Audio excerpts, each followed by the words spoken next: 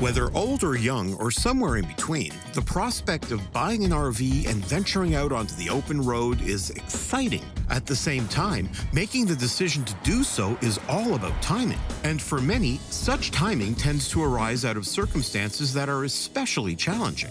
That was precisely the beginning of the road for Adam and Celine McLaughlin, who were living in Florida in 2017 with Hurricane Irma a few days away from hitting right where they called home. I called Celine at 2 o'clock that afternoon. We were about 3 or 4 days out from the hurricane actually hitting. And I called her and I said, I want you to pack everything that matters to you in Rubbermaid totes. We're gonna leave it in our condo.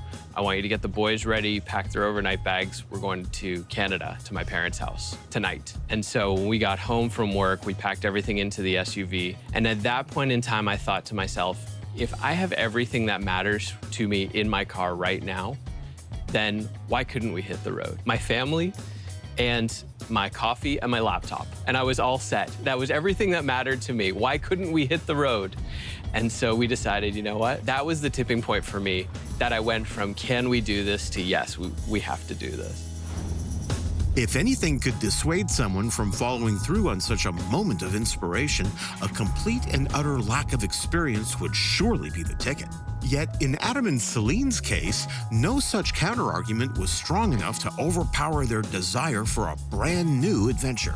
I never RV'd growing up. No, You? I never ever RV'd.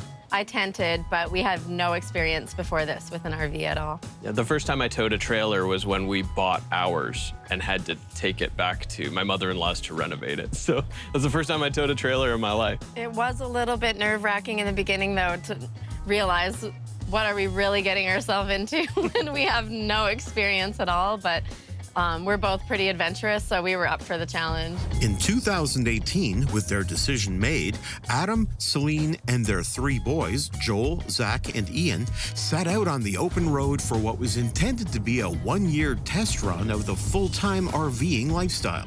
Already having a vehicle of their own, the McLaughlins resolved to go the route of a towable, with the sole criteria that it have enough space to sleep their boys, and set out to make it a home of their own. We bought a 1992 trailer because we wanted to renovate it. We didn't want a payment every month. We wanted to pay cash.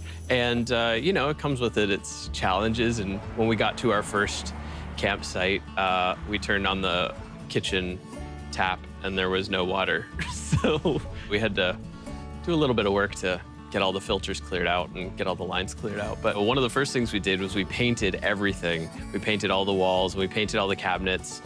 The upper cabinets are all white and the lower kitchen cabinets are gray. We painted the countertop. We replaced the flooring so it didn't look like vinyl from 1992. And we redid all the fabrics. We recovered them all. There were 4 bunks. We only have 3 boys, so we took out one of the bunks at the bottom so they had a play area. And then we actually put in a rock climbing wall between the bunks because usually use the bottom bunks to step up onto the top bunks. But with one of the bottom bunks missing, it was gonna be really hard to get up onto the top bunk. There wasn't space for a ladder. So we put in some rock climbing steps and they get to climb up to their bed every night. And it kind of felt like our space. You know, even though we weren't buying it new, it felt fresh for us.